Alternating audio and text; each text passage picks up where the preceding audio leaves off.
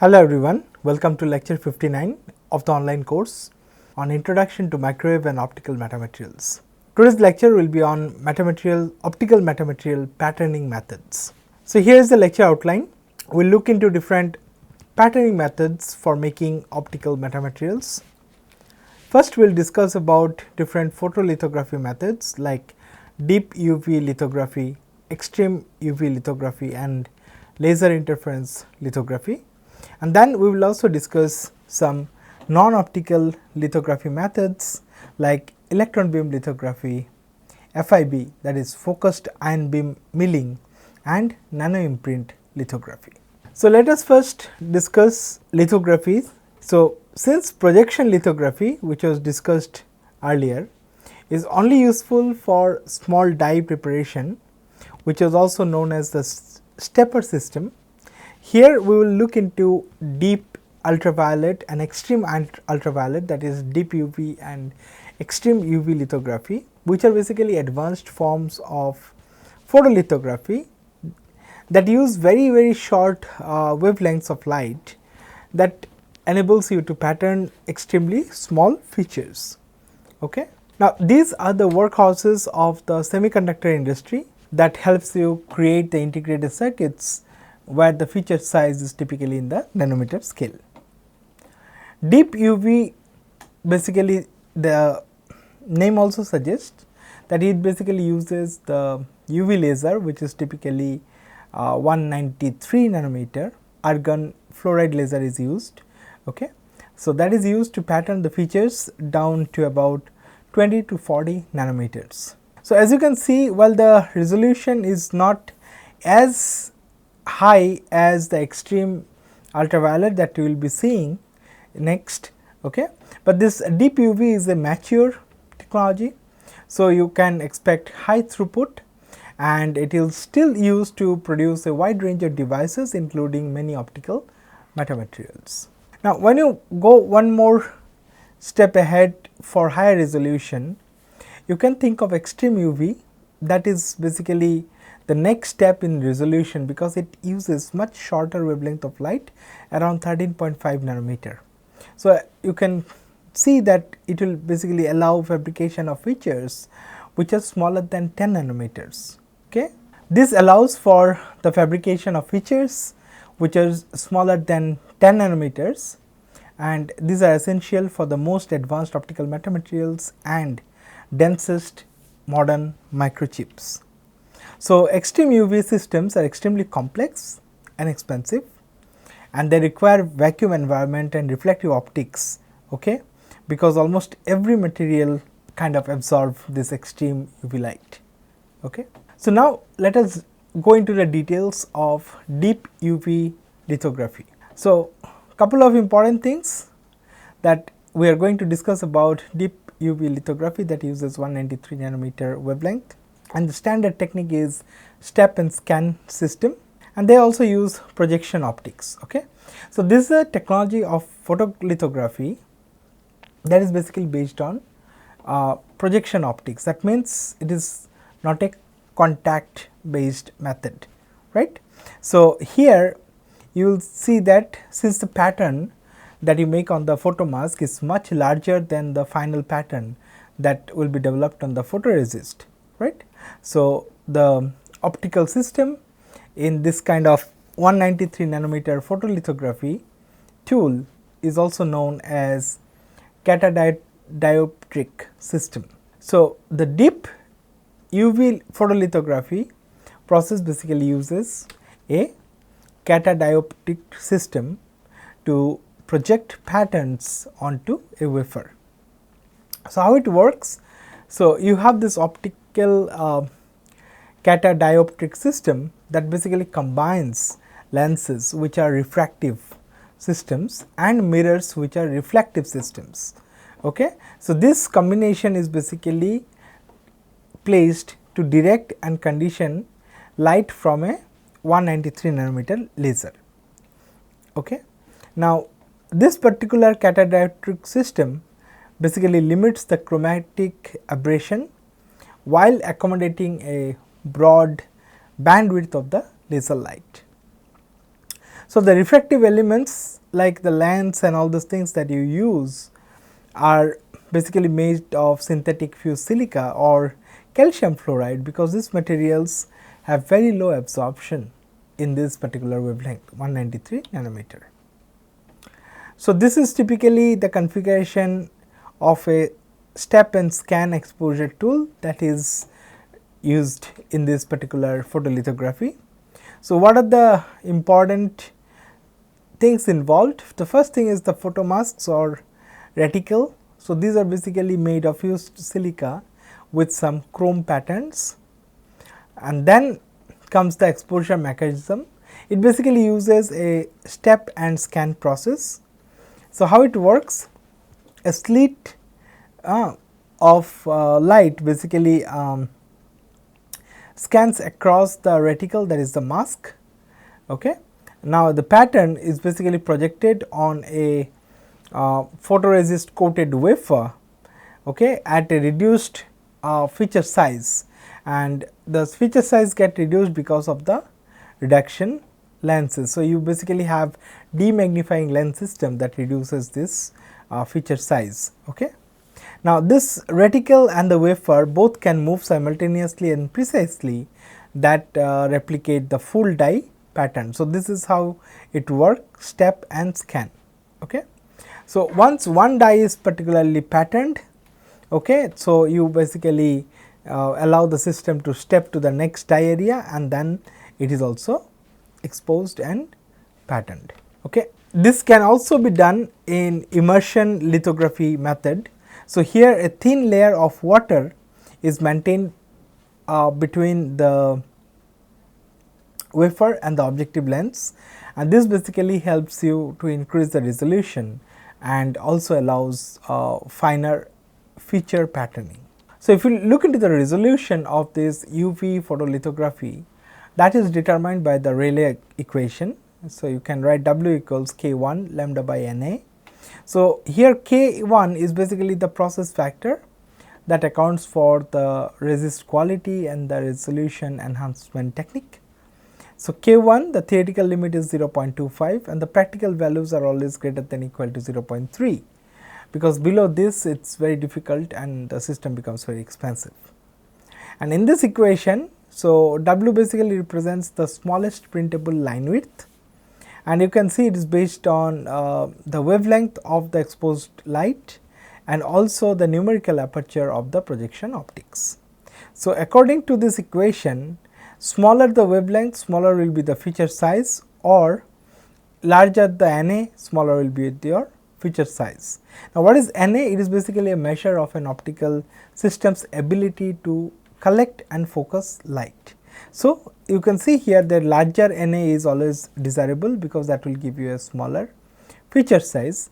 Typically, the maximum numerical aperture in air is 1 and the practical limit is somewhere around 0.95. Okay. Now, if you put all these practical values on numerical aperture and all the other conditions into your 193 nanometer immersion scanner that is being used for deep ultraviolet lithography, the smallest printable line width with a single exposure comes out to be around 40 nanometers. So, that is the minimum feature size. Now, modern deep ultraviolet photolithography systems employ this argon fluoride excimer lasers at 193 nanometer and conventionally limited to this feature size.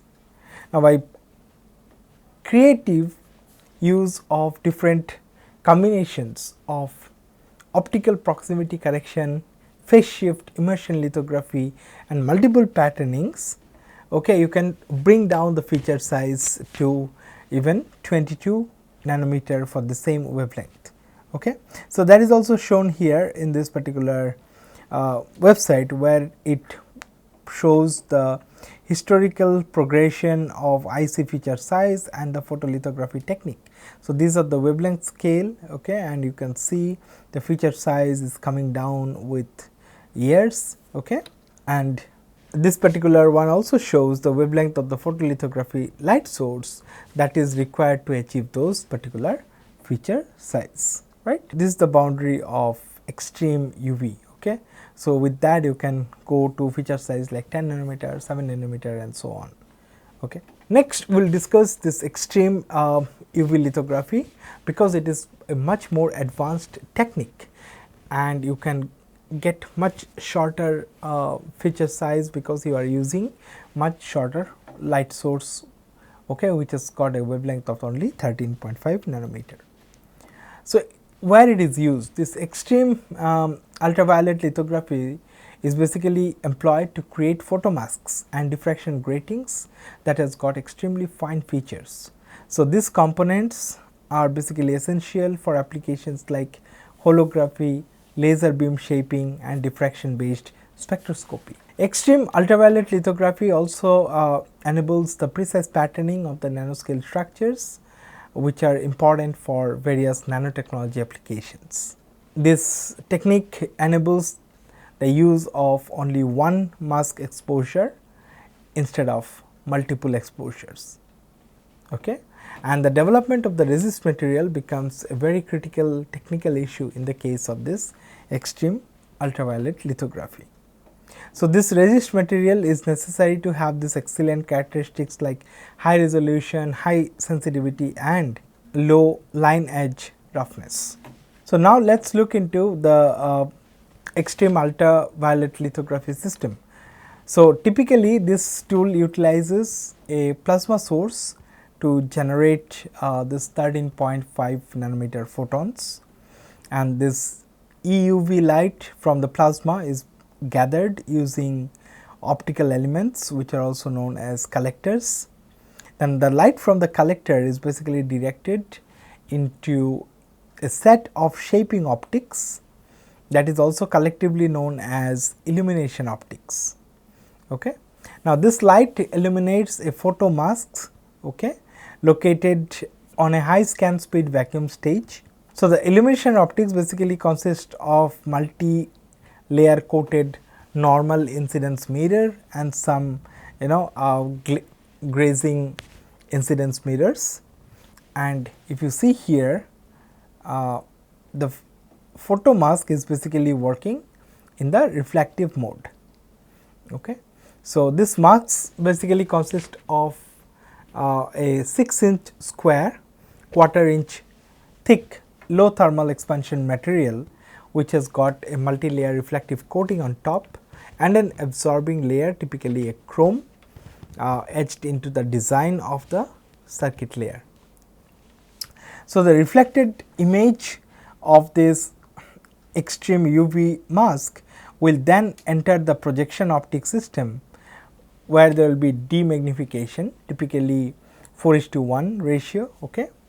So, this projection optics are typically a collection of 6 or more multi-layer mirrors, and typically they have numerical aperture greater than 0.25. What is the job of this? So, you just need to demagnify your image, okay, or the pattern, and then finally you focus the image on a silicon wafer, which is coated with a photosensitive etch resist chemical emulsion or photoresist. So, this wafer is basically located on a high scan speed vacuum based stage, and you see there are basically isolation from the mask and the projection optics vacuum environment.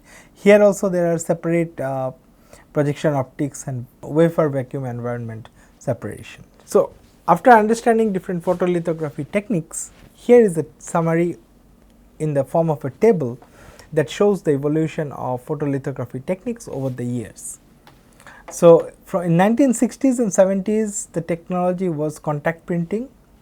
So, the key features were that the mask is in direct contact with the wafer, and it is a very simple setup, but there are limitations in the form of mask damage or contamination or poor resolution. Then in 1970s and 80s, people started proximity printing, that is by maintaining a small gap like 10 to 50 micron between mask and the wafer, so that could reduce the damage. Okay. But this technique was still diffraction limited, so they could only go up to 3 nanometer 3 micrometer resolution. In 1980s 90s, projection stepper lithography was used. So, there it could project full dye image via reduction lens, but it had some limitation like limited field size and throughput bottleneck. From 1990s till present, the step and scan technique, that is deep UV 248 nanometer to 193 nanometer is been used. So, the key feature here is that the reticle, the mask and the wafer that move simultaneously. There are slit exposure immersion lithography done at with water at 193 nanometer. So, there are still some resolution here, limitation here. First thing is that it requires high precision and also demands complex optics. So, from 2020 and in the future, people will be going for extreme UV lithography 13.5 nanometer.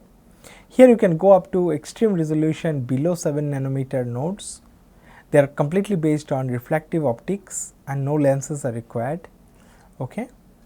And only problem is here that it is very costly and source powder mask defects. Okay. There could be like these are the limitations here are that they are extremely costly, and then there are issues with the source power, defects in the masks and stochastic issues.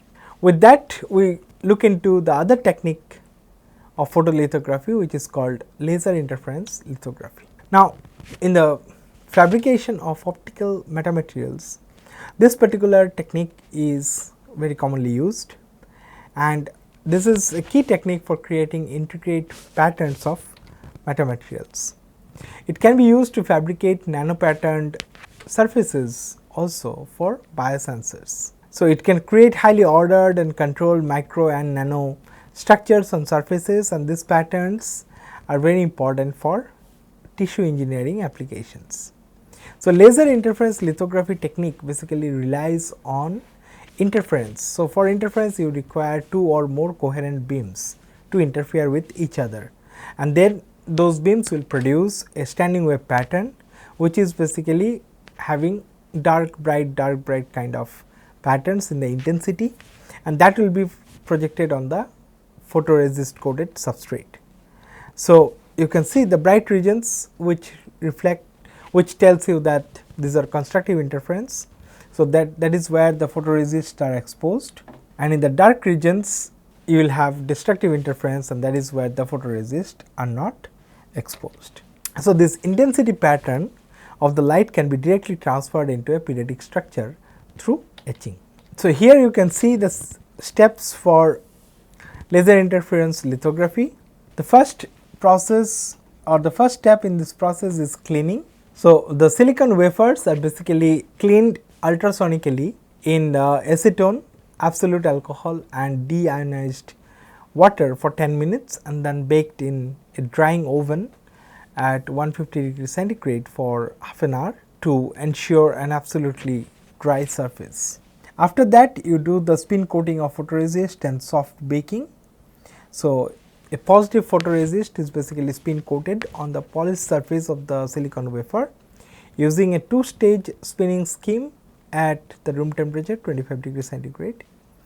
A spinning speed of 500 rpm and duration of 30 seconds are first utilized in the first stage, followed by a second stage of spinning where the speed is 10 times more, 5000 rpm, and the duration is also double for 60 seconds. Next, you go to spin coating. So, in the spin coating, the final photoresist thickness that you develop, okay, is around 1.25 micron. Okay. And then what is happening? The coated silicon wafer are baked in a drying oven at 90 degrees centigrade for around 20 minutes, and this is done to remove residual solvent from the photoresist film, and it also improves the adhesion between the photoresist and the substrate. So, that is typically what is recommended by the photoresist manufacturer. The next step involves exposure and post exposure baking. So, here you will be seeing that the laser beams, two laser beams are coming from different sides. These are the coherent beams which are interfering with each other. So, this is the optical layout view of this laser interference lithography setup, where you see that there is a laser, beam expander, beam splitter, and then you get using the mirrors. Okay, this is mirror 1, mirror 2, this is one mirror, this one attenuator, this beam splitter. So, some light is getting reflected. So, you are getting from one laser, you are generating two beams which are interfering here, and then you can actually put a pattern on the substrate, right. So, this sample here, as you can see, is fixed on a mobile platform and exposed for a few seconds, typically for a dose of 60 to 70 millijoule per centimeter square to a laser of adequate power. Okay. So, this system is incorporated here. Okay. So, with this bright dark kind of pattern, okay, you can actually get a nano groove pattern recorded on the photoresist. Okay.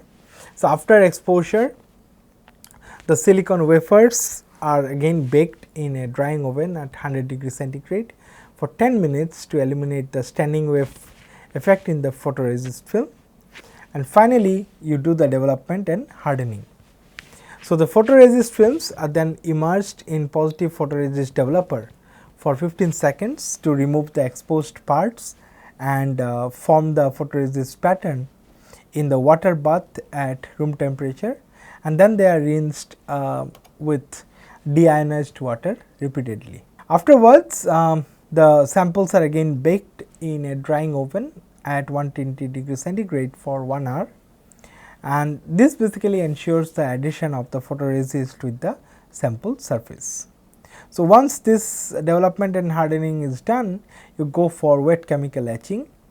So, the wafers now have got patterned photoresist films will now serve as etching masks, and they are immersed and etched with manual stirring in a mixture solution of nitric acid HNO3 65 to 68% with hydrofluoric acid 40% and H2O in this ratio to 1:1 in a water bath at room temperature for 60 seconds. Okay, and after etching, the wafers are washed with deionized water, and finally, you got to get rid of this photoresist. So, you go to the last process, which is the photoresist removal. So, here the residual photoresist film and the reaction products in the textures are basically removed, as you can see like this. So, for that you use a positive photoresist stripper for 30 minutes, okay, and then you dry the wafer in a drying oven at 150 degree centigrade after being ultrasonically cleaned by acetone and deionized water. So, as you can see that it is a very standard protocol, and this laser interference lithography are well suited for fabricating optical metamaterials that basically require large area highly periodic structures. Now, the period of the pattern is basically determined by the laser wavelength and the angle of the interfering beam.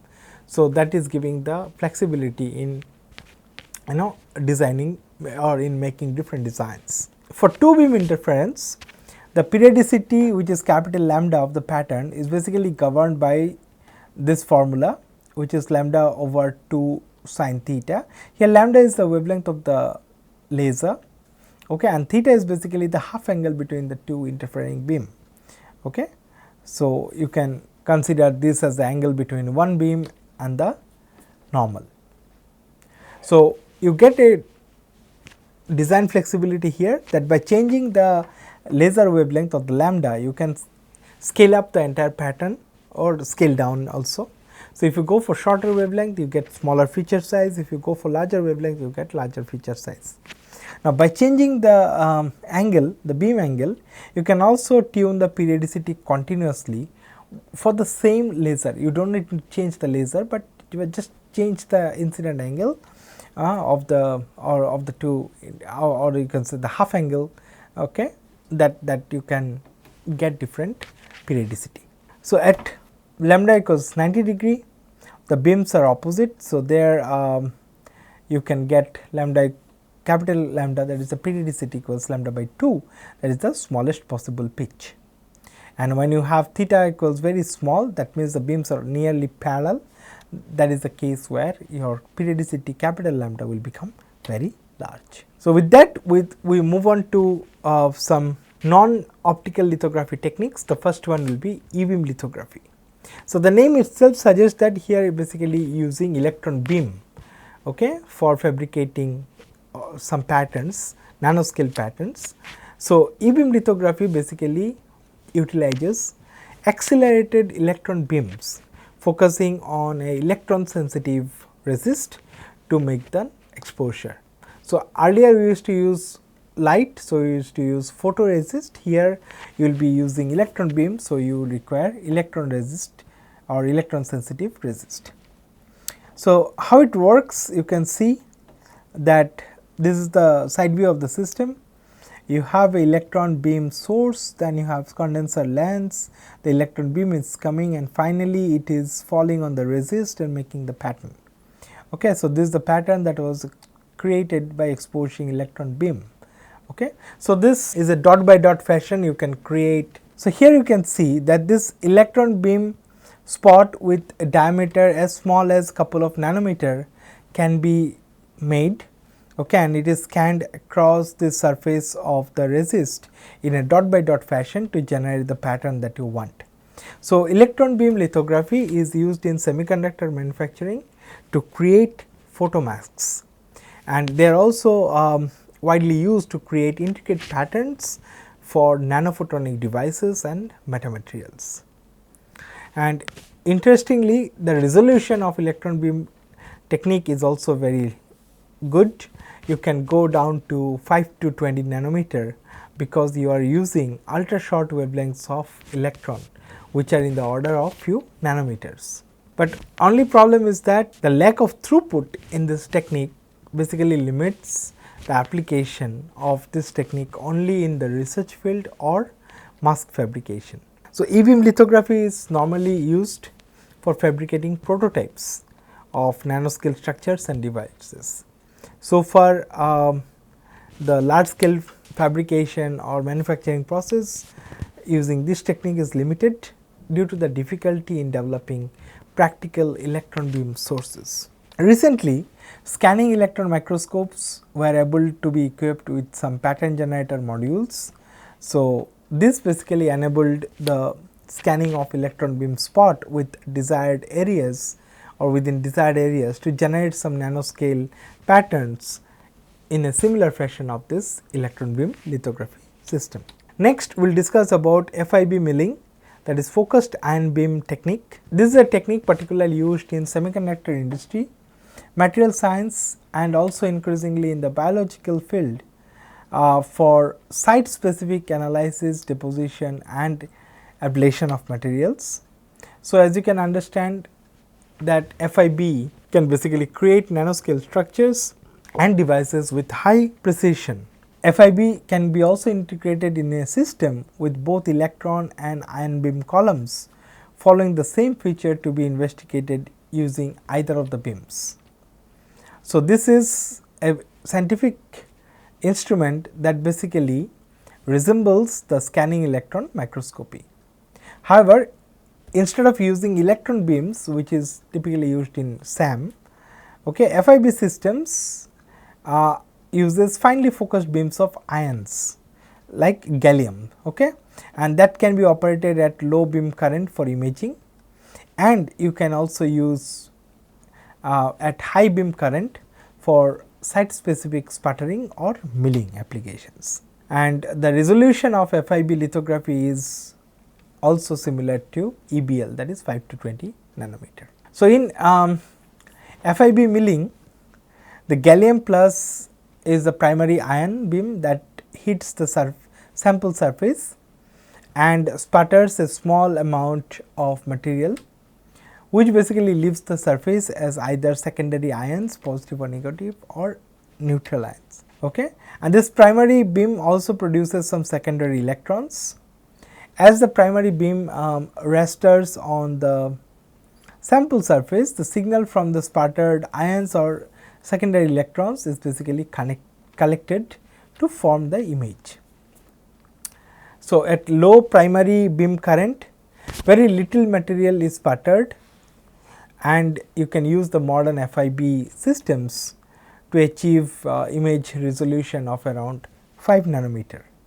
And now, when you increase the primary current, okay, you can then remove a large amount of material by sputtering, and that allows milling, which is also precision milling, that allows you to mill the specimen down to sub micrometer or even to nanoscale. There is another technique in non optical lithography, that is nano imprint lithography.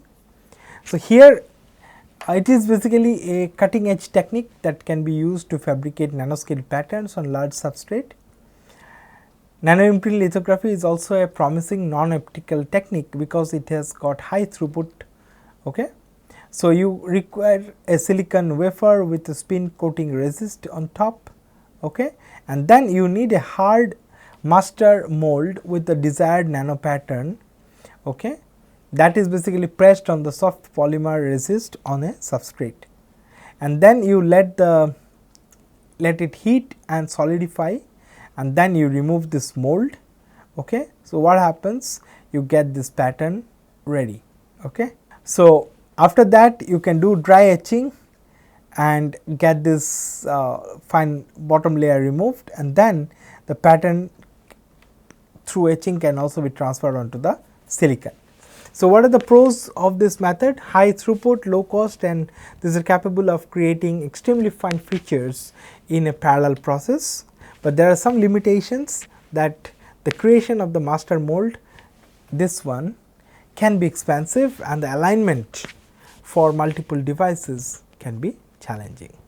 So, with that we conclude this lecture, and if you have got any query regarding this lecture, drop an email to this email address mentioning the course name and the lecture number on the subject line. Thank you.